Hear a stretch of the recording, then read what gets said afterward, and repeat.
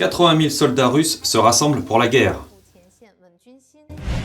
Le PCC va déclencher la guerre Indo-Pacifique, Taïwan est le prochain point de rupture.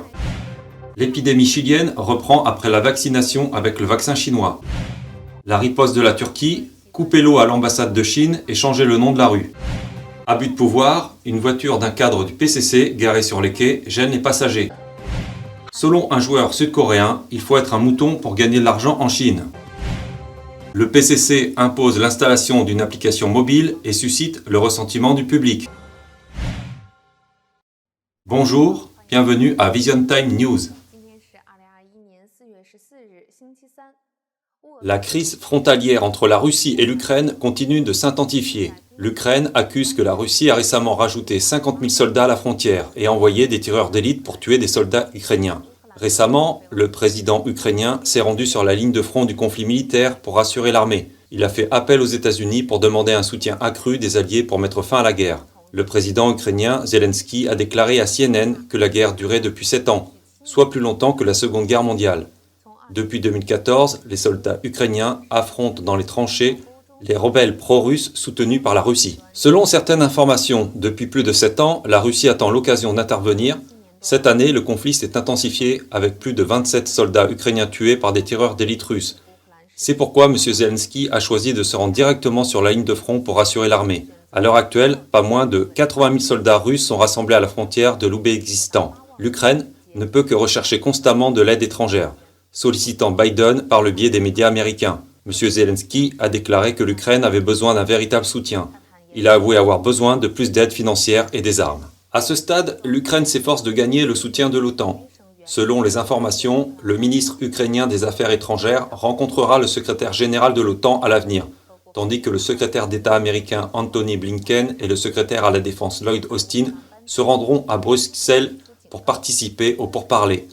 Voyant que l'Ukraine demande de l'aide étrangère, la Russie lui a lancé un avertissement, affirmant qu'elle n'avait aucune intention d'agression, que c'était l'Ukraine qui était belliqueuse.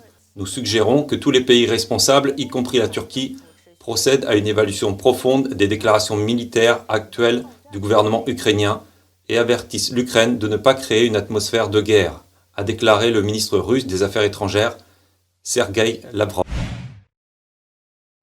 Ces dernières années, le PCC affiche souvent son intention d'étendre son influence dans les régions environnantes.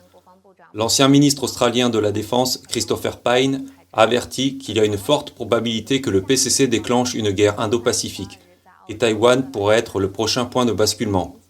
S'exprimant de la faculté de droit de l'université d'Adélaïde en Australie le 12 décembre, M. Pyne a déclaré aux diplômés que la posture stratégique de la Chine, qui n'est plus aussi amicale qu'elle l'était auparavant, est source d'inquiétude pour les États-Unis et leurs alliés, a rapporté ABC. Il a déclaré que la probabilité d'une guerre dans la région Indo-Pacifique est beaucoup plus élevée aujourd'hui qu'il y a 5 ans. Pyne a expliqué qu'il ne parlait pas d'une cyberguerre, mais d'une vraie guerre qui coûterait des vies et impliquerait des destructions militaires, tant pour les agresseurs que pour les défenseurs. Ce ne sont pas de simples paroles, c'est un problème auquel nous pourrions être confrontés dans les 5 à 10 années. Le plus inquiétant est que la Chine exerce déjà des pressions sur Taïwan, qui est le prochain point de rupture le plus probable dans la région Indo-Pacifique, a-t-il déclaré. Il a également fait référence aux récentes mesures prises par le PCC, comme le renforcement de son emprise sur Hong Kong et la façon dont il traite les Ouïghours, pour souligner la menace croissante. Au début du mois, un haut diplomate américain a confirmé que l'Australie et les États-Unis discutaient de plans d'urgence en cas de conflit militaire à Taïwan. Selon le Daily Mail, l'épidémie chilienne continue de s'aggraver, malgré l'utilisation des vaccins chinois. Cela devrait servir d'avertissement au reste du monde. Le vaccin chinois est inefficace pour arrêter la propagation du virus, même avec un programme de vaccination bien planifié. Bien que le Chili ait entièrement vacciné un quart de sa population et inoculé une dose de vaccin à 40% des Chiliens, le taux d'infection dans ce pays a doublé depuis la mi-février, passant de 177 à 372 cas par million de personnes et par jour. Plus de 80% du territoire a été confiné à nouveau. À ce jour, au moins 53 pays ont commandé le vaccin chinois, dont un grand nombre de pays en développement d'Amérique du Sud, d'Afrique et d'Asie du Sud-Est. Ils sont bon marché et faciles à stocker, ce qui a incité de nombreux pays à les acheter. Le professeur Ian Jones, virologue à l'université de Reading, a déclaré au Daily Mail que les chiffres du Chili suggèrent que le vaccin chinois ne suffira pas à empêcher l'éclatement de l'épidémie par cycle. Gao Fu, directeur du Centre chinois de contrôle et de prévention des maladies, a admis publiquement le 10 avril que le taux de protection des vaccins existants n'est pas élevé. En outre, une étude brésilienne a révélé que l'efficacité du vaccin chinois pourrait n'être que de 50%, ce qui correspond à peine à un seuil fixé par l'Organisation mondiale de la santé pour un vaccin acceptable. En comparaison, l'efficacité des vaccins de Pfizer et Moderna est estimée respectivement à 95 et 94%. Le média turc Milli Gazette a révélé que la ville d'Ankara est en train de faire des travaux d'entretien à l'ambassade chinoise qui prive d'eau à l'ambassade et envisage de changer le nom de la rue où se trouve l'ambassade de Chine. Selon l'avis public, il s'agit peut-être d'une riposte de la Turquie contre l'attitude inamicale de Pékin. Début avril, deux hommes politiques turcs de l'opposition, le maire d'Ankara, M. Yavas, membre du Parti républicain du peuple, et le dirigeant de l'IY, M. Akenei, ont critiqué la politique de Pékin à l'égard du Xinjiang sur Twitter.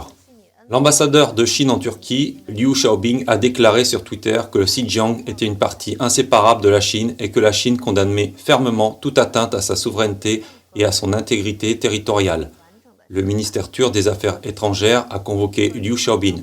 Lors d'une conférence de presse le 7 avril, le porte-parole du ministère chinois des Affaires étrangères, Zhao Lijiang, a protesté contre la position de certains opposants turcs et a déclaré que l'ambassade de Chine en Turquie avait agi de manière tout à fait correcte.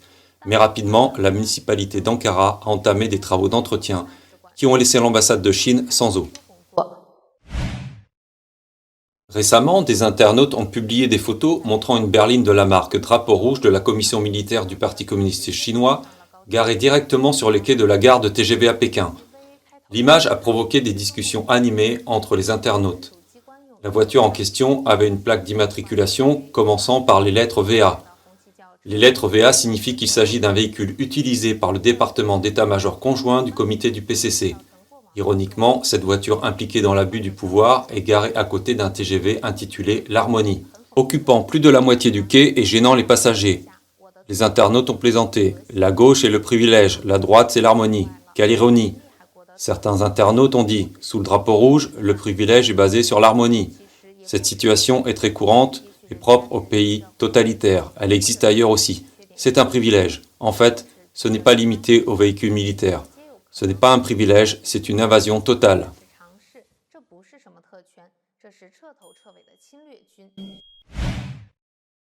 Le 12 avril, le joueur d'e-sport sud-coréen Park Jong-yeol a terminé le match en direct sur la plateforme chinoise et a exprimé son point de vue sur le marché chinois lors de la diffusion en direct. Les petits doigts du Parti communiste chinois étaient mécontents et sont immédiatement passés en mode d'attaque groupée. Les internautes hors de Chine se sont moqués de la réaction de ces jeunes Chinois et ont condamné le Parti communiste chinois pour son ingérence dans la liberté d'expression. Selon la traduction d'un internaute chinois, Park Zhongli a déclaré « En Chine, Taïwan ne peut pas être appelé Taïwan ni pour Hong Kong. Je ne sais pas quoi dire, alors je ne parle plus. Dès le début, la Chine n'a pas reconnu Taïwan et Hong Kong comme deux pays. Alors, quand j'ai perdu mon sang-froid pendant l'émission, le directeur a été très compréhensif. Il a poursuivi en précisant « L'équipe dit que si vous voulez gagner de l'argent avec les Chinois, vous devez être un mouton chinois. Donc, je suis un mouton chinois maintenant et j'apprends même le chinois sérieusement. Je peux même dire merci pour le cadeau en chinois et je parle très bien chinois. » Certains fans ont exigé une explication et ont même tenu des propos comme expulsion, liquidation et discipline au sein de l'équipe. Pour l'instant, Park Jong-yeol et son équipe n'ont pas donné de réponse. À cet égard, les internautes hors de Chine sont assez perplexes. Le peuple chinois ne peut pas accepter la vérité. Leur cœur fragile est à nouveau brisé. Il se prend pour un mouton chinois, mais les Chinois continuent à l'attaquer. Le gouvernement chinois a lancé une application développée par le Bureau d'enquête criminelle du ministère chinois de la Sécurité publique, la National Anti-Fraud Center App. Dès le mois de mars, le public a été contraint de la télécharger et de l'installer. Un grand nombre d'internautes chinois s'en sont plaints, qualifiant cette pratique de répréhensible. L'installation de l'application nécessite des informations telles que le nom, l'adresse, le numéro de téléphone, le numéro de la pièce d'identification et la reconnaissance faciale, etc. L'application requiert jusqu'à 29 autorisations. De nombreux internautes ont dénoncé la situation chaotique dans laquelle ils se trouvaient, comme le fait d'être forcés par la police à installer et télécharger l'application, ou encore de ne pas être autorisés à entrer dans les immeubles de bureaux, ne pas être autorisés à aller au travail, ne pas être autorisés à aller à l'école. Il y a même des cas où ils ont été transférés au poste de police s'ils refusent le téléchargement. Au 9 avril, 433 personnes auraient laissé des commentaires sur l'App Store pour dire qu'elles ont été forcées d'installer l'app. De nombreuses personnes ont fait savoir que c'est une application médiocre et qu'elle ne peut pas du tout recevoir le code de vérification et qu'elles sont obligées de le télécharger. Les Chinois s'inquiètent de voir leur vie privée violée de plus en plus et ils envisagent même d'acheter un autre téléphone portable pour installer cette application. Cependant, certaines personnes bien informées ont révélé que cette pratique reste inutile car il n'existe aucun moyen de contrôler si les autres personnes ont installé cette application sur leur téléphone portable. Par conséquent, quelle que soit votre prudence, si vous rencontrez à l'avenir un Chinois qui a installé cette app sur son téléphone portable, vous serez automatiquement écouté, filmé et contrôlé à distance.